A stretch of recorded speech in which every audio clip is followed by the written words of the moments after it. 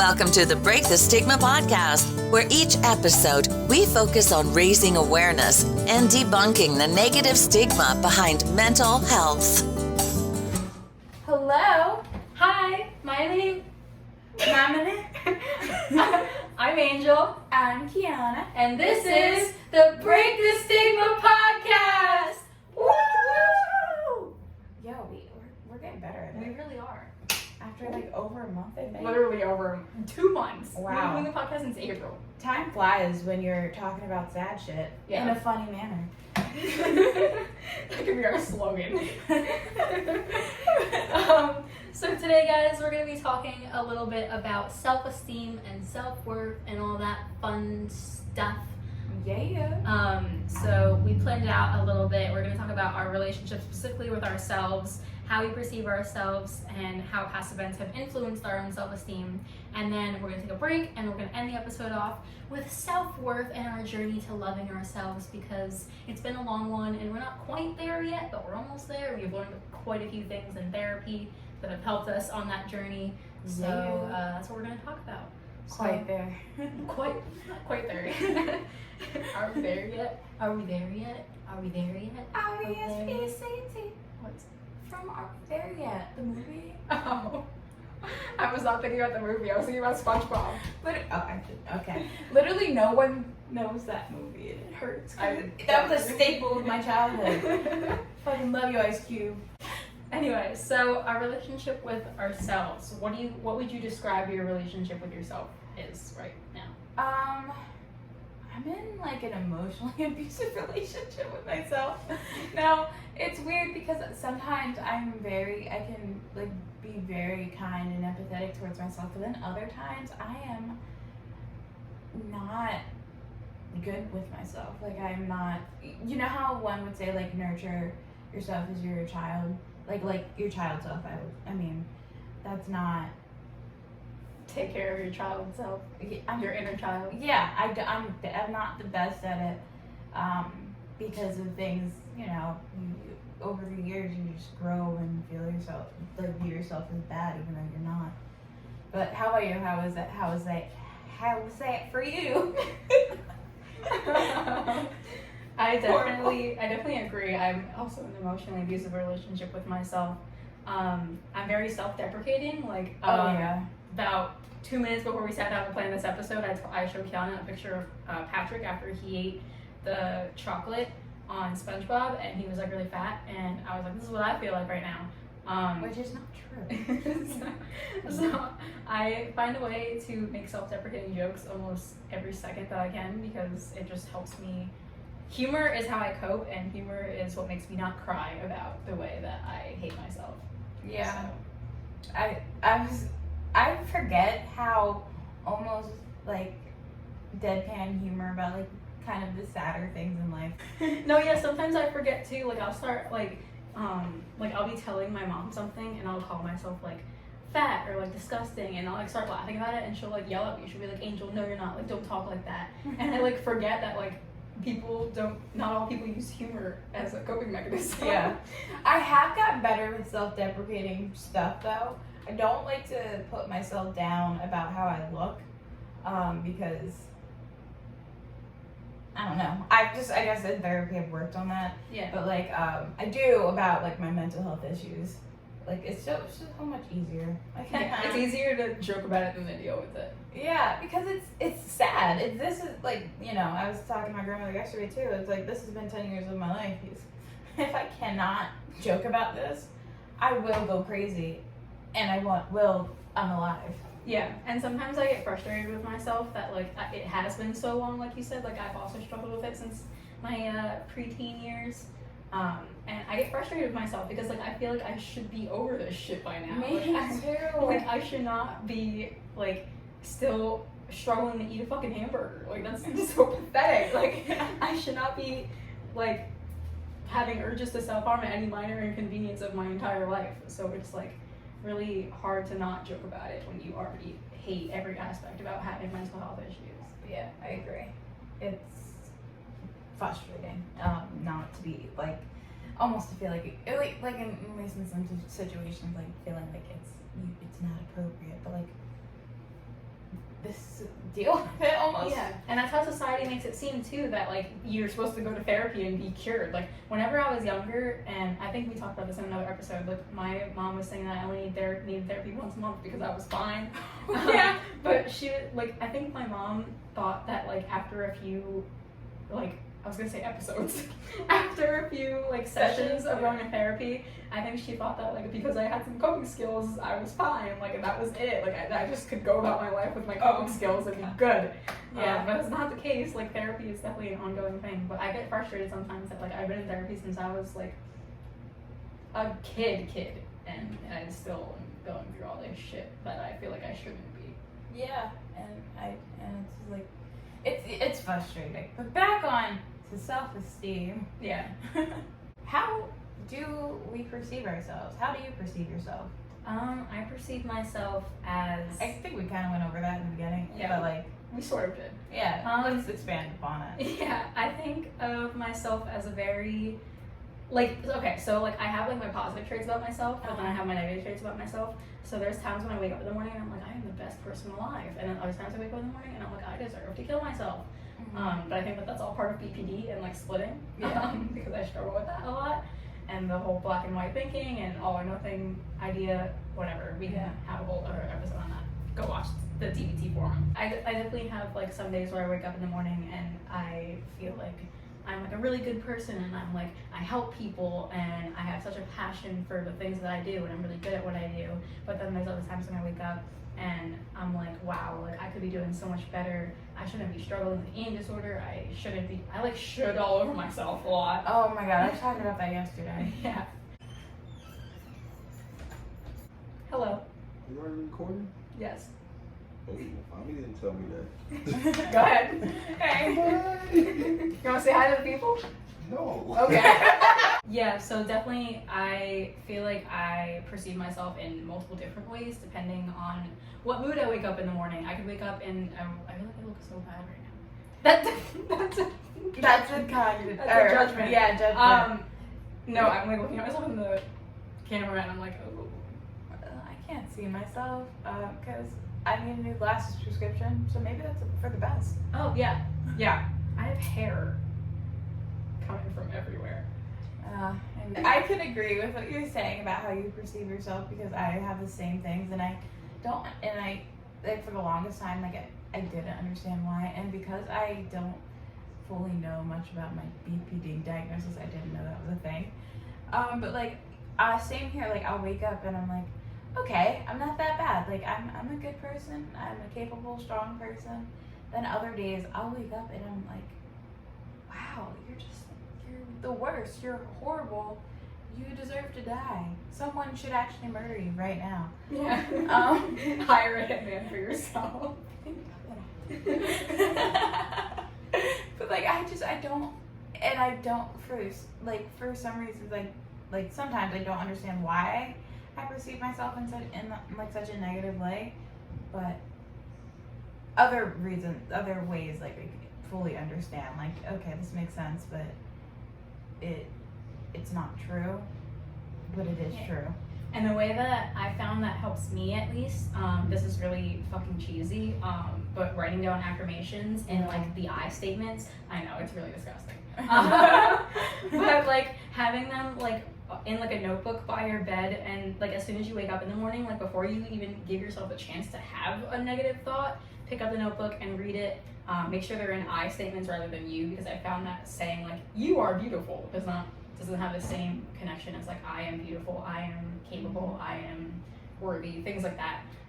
So like picking up your notebook and reading it the minute you wake up, and then that like gets your day started in like a positive manner. Mm-hmm. So even if you do have a negative thought afterwards, at least you started your day positively, you know? Gotcha. That's what I try to do. Makes sense. Do you have any regimen that helps you whenever you feel like you're having like a negative self-esteem day? I kind of just annoy it, and people around me can't tell that anything's different anyway. It's just more of an internal struggle that I just deal with.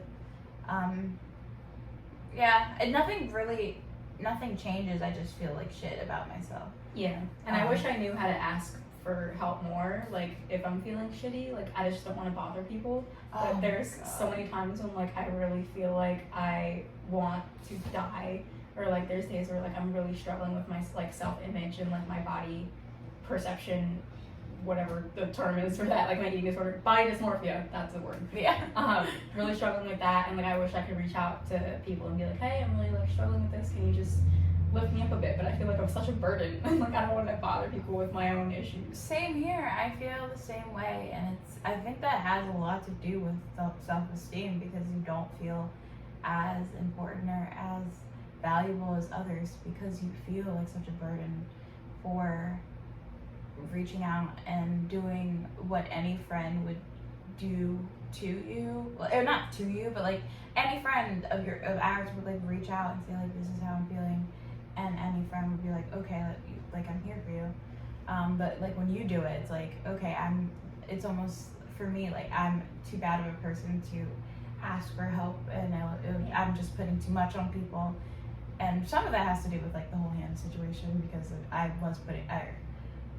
told me I was putting a lot on her, so it's like, oh Yeah, so now it's ingrained in your brain, like for everyone. Yeah, like I can't do that because I can't lose friends. Yeah, It's not like I lost her, like I lost all of my friends. Yeah, I've lost friends too because of my mental health issues. I had a friend in high school. Her name was Alex. And she straight up told me, like, so, okay, here's a backstory. So I had this friend, her name was Lexi, and we were friends since the, like, 6th, 7th grade. And going to high school, we were still friends. And then we met this girl, Alex. And then Alex literally took Lexi and stole her from me and convinced Lexi that I was too shitty of a person to be friends with them. Oh, that sucks. So like I had not one but 2 friends taken from me at the same time because of my mental health. And that's why I feel like now that I don't reach out to people, because I'm so scared of losing people. Again, with the fear of abandonment that comes with BPD also. Right. But I try everything in my power to do something so like I won't lose someone. So if that means holding every single emotion that I'm having in, then that's what I'll do, because I don't want to lose anyone. Yeah, I feel the same way, and it's almost sad, especially because like I feel like both of us, we've also gone through like bullying and just loss of friendships, and it's hard. You don't know how to fully be like an assertive or like, you know, a there for you person, because you don't want people to perceive you as bad or like and leave, because people have left. And it's hard. And I'm also, like, as I've gotten older, I've also become, like, worse at making friends either way. So, like, the friends I have, I rely on so much because I know that, like, I can't make more friends. Like, I used to be I talked about this in the last episode, but I used to be so good at making friends because I was an extrovert. But then as I got more bullied and my self-esteem became lower, I became a lot worse at making friends. So it was, like, really hard for me going into college, and, like literally Morgan pushed me to be friends with you. I'm kind of glad, because now you're my No, but like it's really hard for me to make friends with people, and like I feel like whenever I do make those friends, I cling on to them so hard, and then that like suddenly pushes them away. Like I feel like that was the reason that Hannah and Sarah left me too, because I just clung on to them so hard, and then they were like, nope. Yeah. Bye. Honestly, in the opposite, growing up, I think because of bullying, I just wasn't good at making friends. But then going to college, it was like a fresh start. No one knows me. So it was very easy for me to make friends. And that's how I made friends with Hannah and like everyone else in that circle. And it was like easy and carefree. But now after that situation and like what's the word? Like it's like this huge hurt that Trauma. Yeah, I don't know. I don't like calling things. Things are traumatic, but I don't like labeling things as trauma. But anyway, that whole thing, it just hurt so much that I almost closed myself off. And then the next semester, I couldn't make any more friends because I was so scared of me being too much, and my mental health is still not the best. So I'm like, I definitely can't make friends, and I'm still nervous about that. It's like I know, like going to college the next semester, and like I'll have you. But I'm terrified to not. You're gonna go to Active Minds and we're gonna make more friends. I know, and this terrifies me. Yeah, no, making friends actually scares me too, because there's the possibility of them leaving. Yeah. Yeah. Like I think like even like not making like even when it came to like when I was in the sorority, like I had that fear of like everyone hating me, which I mean it ended up being true because I got kicked out. So my fear came true. So that's why I think I'm so scared because like with that came like 50 plus new friends and I was so excited, but then it's like they all abandoned me at once. So Yeah. I'm scared to make any new potential friend because there's always that possibility that they'll abandon me and that they'll hate me for whatever reason. Yeah, that makes sense. And the weird thing is when it comes, I know this episode's like a weird turn in friends and stuff, but I kind of dig it. But the weird thing is of like losing friends. It's like I feel like a lot of like the blame or thought is shifted on like what did you do, but literally I don't think, especially for people with mental health issues, that a lot of it has to do with us. And that might sound weird, but I feel like there are sometimes it's justified, like people are breaking boundaries, but I feel like especially with my situation with Hannah and Sarah, mostly Hannah because Sarah bitch. Anyway, there wasn't boundaries set, so there wasn't anything for me to know To that I was break. breaking. Yeah. And then for it to be, for like the friendship to end, and like basic like explanation of like you share too much and all these things, you come out of left field, and then there's no way for me to rectify it because I was ghosted, Yeah. you know, and Yeah. blocked instantly. And the crazy thing is, I still think she's the nicest person I've ever met.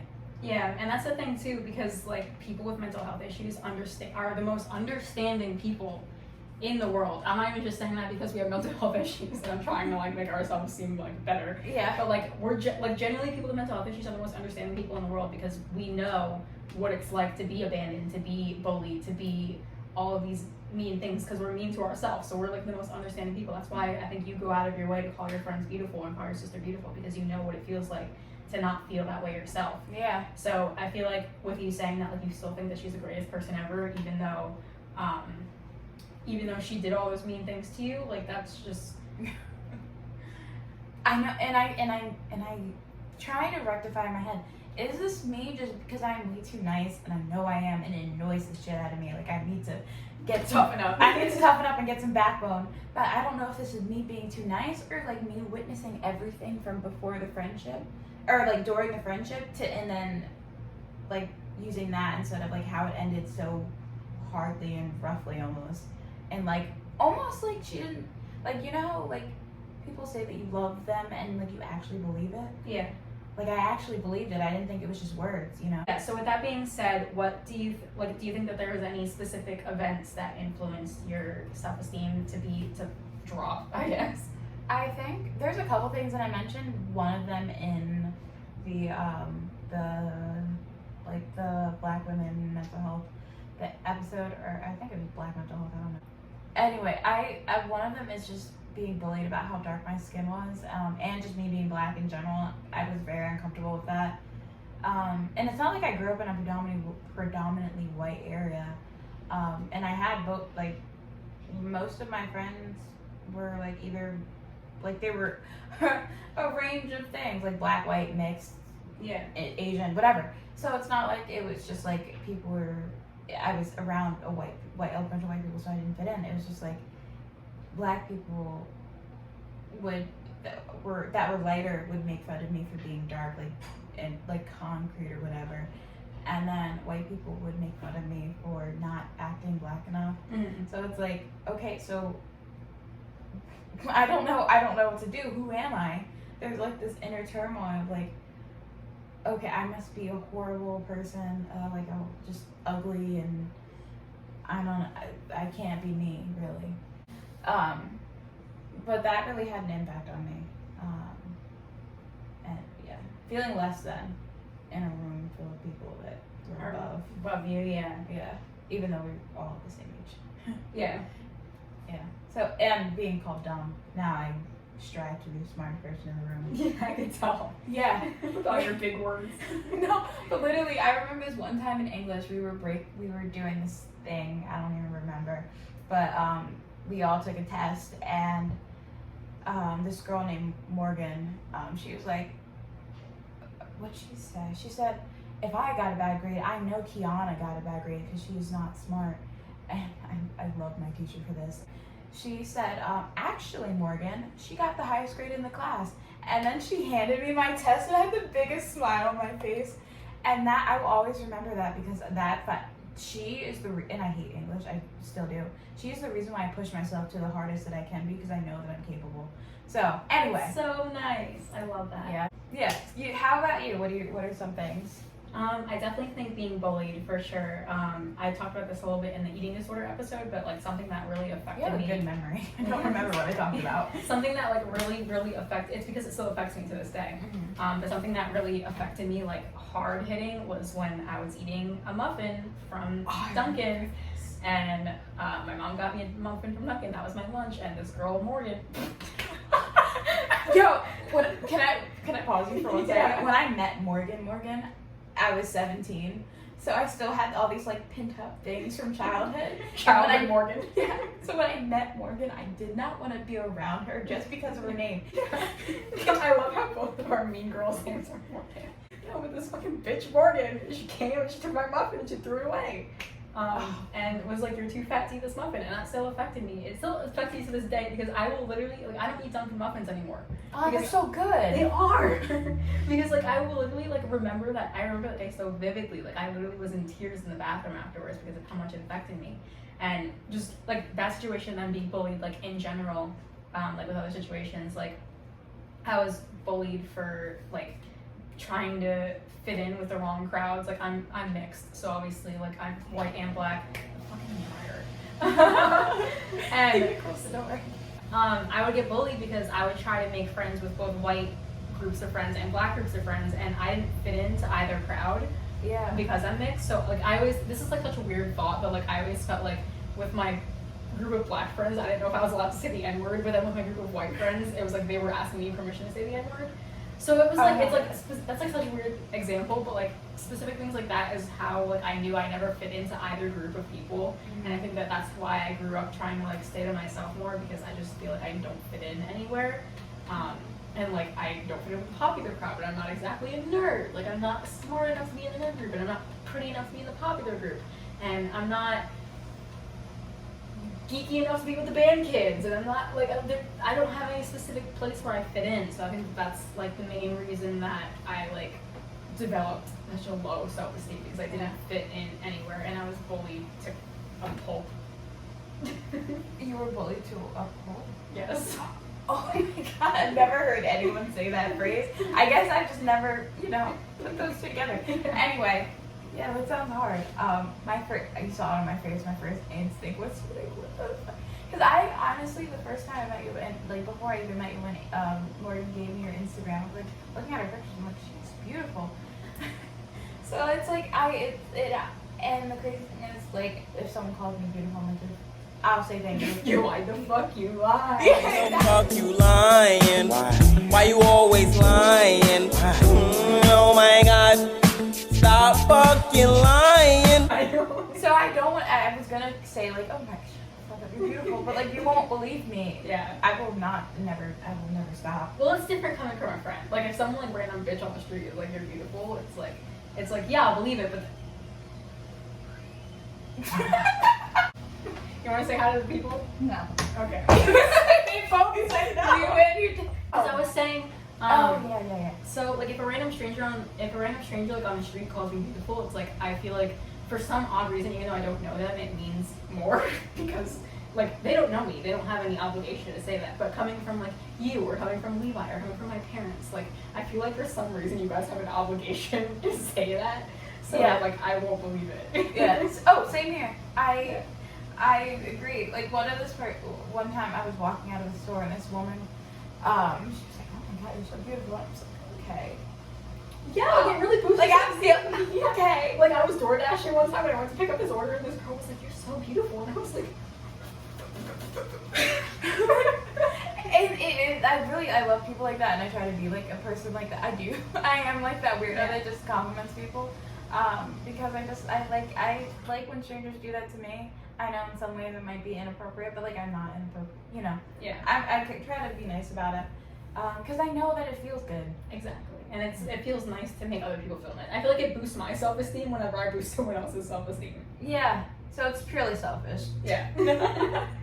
So Yeah. with that being said, Okay. guys, we're gonna take a short break, and when we come back, we're going to talk about how we overcame those events and our journey to self-love. Woot woot. Welcome we're back. And we're back, whichever one. Yeah. So over the break, we discussed what we're going to talk about in the last half of the episode, which we kind of went over in the beginning. But we were kind of struggling a little bit because the last half of the episode, we're trying to make it more positive of how we overcame the events that lowered our self-esteem. But I was telling Kiana that I don't really think I overcame the events at all. Yeah. Honestly, some of the things that I haven't mentioned, but I have mentioned in previous episodes, like trauma, those are things that are going to be deep-seated and going to Yeah. take years of work. Exactly. So it's hard to fully overcome something and and make your journey to self-love. I think the best we can accept for, or like the not the best, but like we can have acceptance without love. I was going to ask you the question first anyway. How do you think you overcame your... I got a weird toe spasm. Shut up! How do you think you overcame the events that caused your self-esteem to be so low? I kind of mentioned this earlier about like, I only mentioned like one time of someone calling me like dumb or whatever, but it's been like an ongoing thing throughout like middle school really. But I think after that event with my teacher, I really pushed myself to work harder outside of school, read more books, do just these extra things to really prove to myself and others, even though I had nothing to prove to others, like my family and all, I didn't have it to prove anything to them, but just to like prove to myself and the imaginary other that like I am smart and capable. I still doubt my intelligence, but there are certain things that I can prove concretely that I am not an idiot. I do dumb shit, but that's not education wise. I'm just like, I'm a goofy person. You're book smart, but not street smart. Anyway. But with the other thing about the deep insecurities that I have about being black and just all that comes with being a black woman, I think there's still not a lot, but there's still some work to do with becoming fully comfortable with myself. I think over the years, mostly in my adulthood, I had to come to realize that I can't change who I am. I can't change the color of my skin, I tried to become more like joking and accepting of how silly and how different I am from people around me. I said something else during the break that I really liked, but I forget everything. But I think it just took a lot of accepting of like, this is who I am. I can't change how dark I am. I'm not gonna stay inside all summer. I'm not gonna change things to appease others, I guess, for not wanting to see my ugly dark skin. So just a lot of time and acceptance, kind of. They say time heals all wounds, and I know that for some things it definitely doesn't, but I think that and like just growing up and realizing that the world isn't fair and colorism is real helped me deal. And I'm not alone in this thing, because I have met some wonderful black people who are more like me and have experienced things like that, and I just know that it's not my fault. But how about you? Yeah. So for me, it definitely took a lot of, like you said, realizing and accepting who I am for who I am, if that makes sense. Mm-hmm. Like knowing, like whatever I said over in the last half, whenever I talked about not fitting in with like specific groups of people, like just realizing that like you don't have to put yourself in a box or put yourself in specific groups of people. Like I can be an individual person, I can form my own group of people. Yeah. Sort of. So realizing that like I don't have to put myself in with other groups of people, that I can be my own person, that definitely helps a lot. And therapy. Therapy, I say that with everything. So in therapy right now, I'm doing like sand tray therapy, and my first time doing it, my therapist said to create a world of what my life was like in the last year, and I put her in my sand tray, like my therapist in my sand tray world thing, because therapy has just been such a huge part of my life, and I am forever grateful for the good therapists that I had, not the bad ones. The bad ones have fucked me up. Oh yeah. That also has to do with my low self-esteem. Yes. But yeah, I'm definitely like forever grateful for the great therapists that I've had, for helping me and uplifting me and giving me like positive vibes to lift up my self-esteem, because that's definitely been a huge portion of how I overcame the events that I did, because like just talking about them in therapy and processing through traumas that I've had has definitely made me realize that I am not my trauma and I am not my low self-esteem, like as much as I think I am. For like the last 10 or so, and about 10 minutes, we're going to talk about, I guess, our journeys to self-love. And I think in like the beginning of this, or the beginning of the second part of this, I talked about how like self-love is just such a steep goal. But I think it is reachable, because some people do get there, and I think that's amazing. But right now, I'm more of striving for it's like a steps thing. I'm striving for self-acceptance rather than like zooming straight to self-love, because I think there does take steps to self-love. Yeah, I think that's really important, knowing that like self-love isn't something that like you can get to right away. Because for me, it's like I feel like I'm frustrated with myself a lot, like that I can't get to the self-love that I want to so badly. Yeah. But I feel like that's a really good thing that you said, like that there's like it's not going from hating yourself to self-love. Like there's like the self-acceptance and raising your self-esteem first before you can fully get to like I love myself and everything about who I am. I feel like that's like it's a more attainable goal to have, to want to be self-accepting rather than self-loving. Yeah, I agree. And then I joke around, or when I was in treatment program before I got hashtag kicked out, I would talk about how like I'm maybe not self-love, but like let's talk about self-like, because you know in eating disorder programs they talk about like self-love. Like nah, like I think it's kind of like the stages of a relationship. Like you Yeah. like someone and then like you love someone and you love. It's like love. It's like love. So right now I'm not even really at the like part, but I'm at like the stage where it's like I think you're kind of cute, but like I don't really have a crush on you yet. I'm As in like myself, I feel like an acquaintance. an acquaintance to myself. Yeah. But that's because I don't truly know who I am, so it's a long journey. But there are things that it took, like I have been in therapy for so long, so I know it's not going to be an easy fix. And I've been in therapy for a long time, but I haven't been into like really good therapy until maybe like 5 years ago. So Yeah, and I think that that's like a make or break too of like your relationship with yourself is your therapeutic relationship. Like I think because if you have a shitty therapist, then you're not going to be able to work on the things that you need to work on. Like I feel like my shitty therapists have lowered my self-esteem more than like helped me raise them. yeah. So it's definitely a lot of like uplifting and fixing all of the mistakes that my previous therapists have made. I think that that's what's happening right now with me in therapy. It's just kind of like fixing all the previous shit that went wrong with my other therapists and developing more trust in my current therapist to not do the same shit that my other therapist did. But yeah, I'm definitely hoping that I can approach self-love within this therapeutic relationship.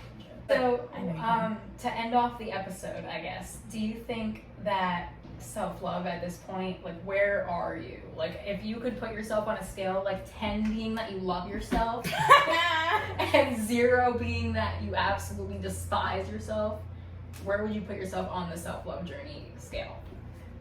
I like that how you phrase the whole thing. Fuck that. No, 10, never. fuck that shit.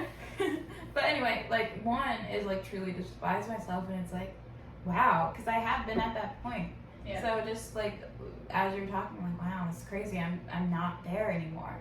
So I would say I would like maybe a 3 or I would say a 3, because I don't hate myself, but I don't like myself all that much. 3 or 4. Like, and I'm not like a 5, which is like halfway there. Yeah. So I'm just in that, like, I'm pushing to become better. What's your journey to self-like? Oh, the scale. Oh, what's your scale? The scale. From 0 to 10, or 1 to 10. Okay, so I think. Excuse me. So my scale, on a scale of 1 to 10, I would say I'm like a 4.5. I don't want to give myself the credit of being halfway there because I'm not halfway there yet, but I'm not at the like way below halfway, if that makes any sense. Because I just like I feel like I've done a lot of work in therapy and a lot of work on myself to the point where I can say comfortably that I like myself. It's hard and it's weird. It's unhealthy. Yeah. I don't love myself, but I'm at a point where I can comfortably say like I am comfortable enough with who I am to say that I like myself. At a 4.5.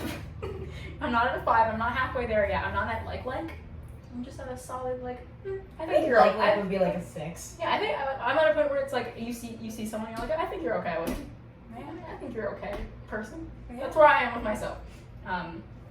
So yeah. With that being said, guys, we're going to go in the pool and have a good time and go to Panera. So yeah, guys, thank you so much for tuning in, and we will see you in the next episode, which we are filming in 2 hours. Bye.